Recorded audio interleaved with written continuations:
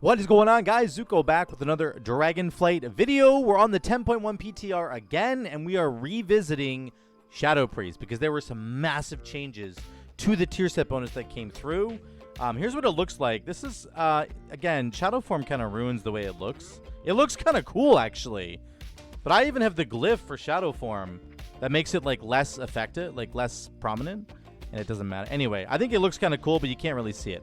Here are the changes that came through for Shadow Priest. A little bit bigger for you.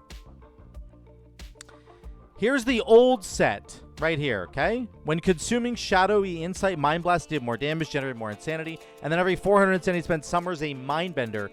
A lot of people hated this. I like the Mindbender playstyle, but a lot of people hated this, and Blizzard completely changed it, okay? We're throwing this away. Okay, that is not what the tier set is now. Here's what the tier set is now. Let's take a look. Increases the chance for Shadowy Insight to trigger by 25%. So again, that's the instant cast Mind Blast, which was this extra chance to trigger wasn't part of the old set, right? No, it wasn't. When consuming Shadowy Insight, Mind Blast deals 30% increased damage, so not 60%, but 30% more damage, and then generates 4 insanity. That's the same. Now, here's the big one. Devouring Plague damage increased by 15%. Every 4 casts of Devouring Plague increases the damage of Shadowy Apparitions by 80% for the next 10 seconds. So they went a completely different direction with this, and they really capped out on these Shadowy Apparitions. They went hard on Shadowy Apparitions, which is pretty cool. So, what does that mean for the talent tree? Well, a couple other preliminary things on the talent tree that have changed. A big change that wasn't even in here like last week is that Shadow Crash is now a 20-second cooldown. Your dots last for 21 seconds, right? Your Shadow Repain and Vampiric Touch, they last for 21 seconds each. So now you can have Shadow Crash every single time to give you all of your dots on 8 enemies at least every single time. So this was a big problem when this first got announced because it was like Mental Decay. We don't have Mind Seer anymore to keep the Mental Decay, to keep our dots rolling. You don't have to do that anymore. They've just made it so Shadow Crash is a 20-second baseline cooldown. Fantastic change from Blizzard. So now you can just crash and crash and crash and get all your dots back. And I'm going to show you that in a minute.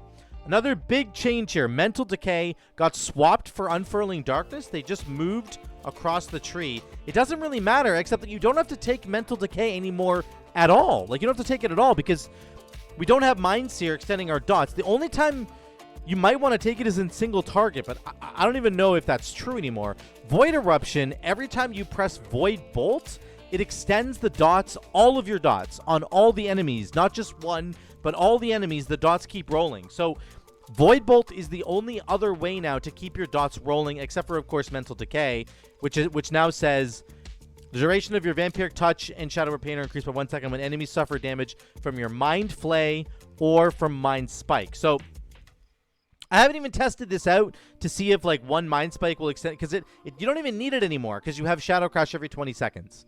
So that's really nice. Now, in single target, you might just never take Shadow Crash because it doesn't do a lot of damage on single target. It only generates 6 insanity. So you might like save yourself a couple points here and put those points elsewhere, like Mental Decay, yada yada, right? So it's a single target. I could see that happening. Okay?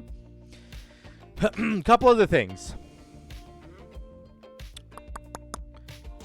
They changed Inescapable Torment and Malediction. They are both 1-point talents now instead of 2-point talents. So Void Torrent is now a 45-second base cooldown. It was a 60-second base, and then you can get it down to 30 seconds again with 1 point in Malediction. So they saved you having to put 2 points in Malediction. That's a buff.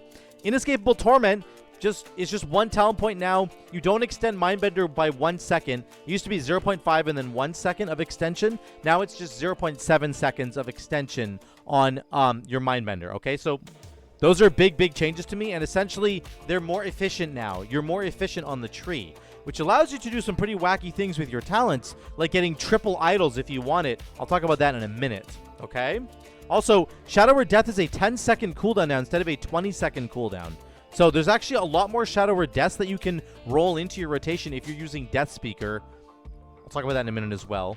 Finally, Phantasmal Pathogen. Your Shadowy Apparitions deal more damage, right, to targets affected by Devouring Plague. This obviously syncs up with the new tier set bonus really, really well, where your Shadowy Apparitions do 80% more damage for 10 seconds. You can take a bunch of talents that buff Shadowy Apparitions, namely these 3. Auspicious Spirits, giving them more damage, generating insanity. Tormented Spirits, your Shadowy Pain has a chance to summon a Shadowy Apparition now, and then they all work together to summon Yogg-Saron, and then, of course, the extra damage from Phantasmal Pathogen, okay? Those are the big talent changes. Here's a couple builds I just kind of cooked up, and I want to show you, most importantly, what these builds are kind of capable of. So this first build does have Mindbender with Inescapable Torment. I have Deathspeaker, I have N'Zoth, and I have Yogg-Saron, along with the new, with all of the Auspicious Spirits going on. Actually, I'm going to switch for Dark Ascension. Sorry. I have all of the Shadowy Apparition talents. Sorry. Meant to say that. So, if you take Dark Ascension, your Shadowy Apparition damage is going to go up because it's not periodic damage, right? Your Shadowy Death damage goes up. Your Idol of N'Zoth damage goes up. Your damage coming from Yogg-Saron goes up, right? So, this is kind of a way to buff all that. So, let's just see how that looks here. I am going to get out my turnip, and I'll try to do all of the testing really rapidly, so that we can get 5 targets. Oh, I'm so sorry. Whoops. This one here. So we can make sure that we have our turnip up for every single one. So here comes the turnip punch bake. So here we go. We're going to go Dark Ascension into Crash. And then we're going to get our Mindbender out. Here we go. Devouring Plague on one enemy. Shadowy Death again. There we go. Keep our Devouring Plague going. Remember, we're just doing our damage onto this one target, and we're cleaving off of that one target. Okay, and on my Mindbender, I'm extending him with my Mind Blast. There, my Shadow Crash is back. I extend all my dots again. There we go. My Mindbender is down now, but that's okay. You can see we're doing about 190k right now. Look at the Skada damage. 190k. It's going to fall off right now quite a bit. It's going to go down because we're outside of our big window, and we're not getting too lucky on procs, but that's okay. Here we go. Redo our dots here. Okay. We'll do our Mind Games. Shadowy Death. Always be Shadowy Deathing now because it has such a low cooldown, right? We're getting our Dark Ascension back. We'll do that in a second. Lots of splashing damage from N'Zoth. Very cool. Okay. One more Devouring Plague. Then we're into our window again. And we throw our Shadow Crash. And we do a Devouring Plague to make sure that we're maximizing our damage. Getting Shadowy Death procs like crazy. There's Yogg-Saron. Pretty smooth, guys. One really big thing about this build is it has a lot of mobility because you're getting procs on your Mind Blast all the time. I have Devouring Plague. I can move. I can cast Shadowy Death while moving. I can cast Shadow Crash while moving, right? All these things can be cast while moving. I got a proc on my Mind Blast. I can cast that while moving. So a lot of people were concerned about the mobility, and I'm here to tell you that if you take a build like this, the mobility is not an issue at all. Okay, here's the damage breakdown really quick. Psychic Link, 30%. Shadowy Apparitions, 13%. The N'Zoth coming in at 8%. You can see Inescapable Torment damage there. And then there's our Thing from Beyond down there. So, interesting little build. The real primary thing you're getting from this build, guys, is the mobility. Again, Shadowy Death is instant cast. Devouring Plague is instant cast. Shadow Crash is instant cast. And then your procs that you're getting on Mind Blast are instant cost, and you're getting a higher chance to proc them 25% higher with this tree because of Shadowy Insight, okay? So that's a really fun build that I like. It does a lot of damage, actually. 130, we set it at 130k. I'm only 410 item level. I only have 21% haste. Just keep all this stuff in mind. Like, it's really, it's just keep all that in mind. Now, here's triple idol. Boom, boom, boom. We have N'Zoth, we have Yogg-Saron and Cthulhu, and we have 30-second Void Torrent. I'll put that right there. Okay? This build is less mobile, but potentially does more damage, and I have Void Eruption as well, which is going to extend all of our dots. So here we go.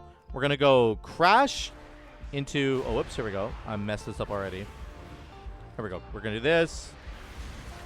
Void... Here we go. Void Bolt. Sorry, guys. I haven't played this in so long. We're going to do this into this into this. There we go. Void Torrent, so we're doing lots of damage.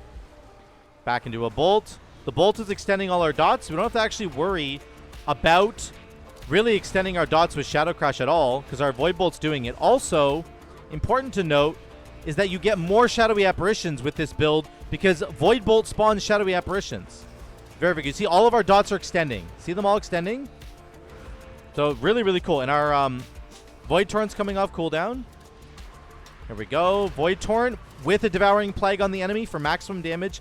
This is basically doing 200k. We just spawned Yogg-Saron again. He just left, and now he's back. So this is like, I think this is the premier build for spawning lots of Shadowy Apparitions because of Void Bolt being able to do it. It's really cool. Now our dots are going to fall off, of course, but that's okay.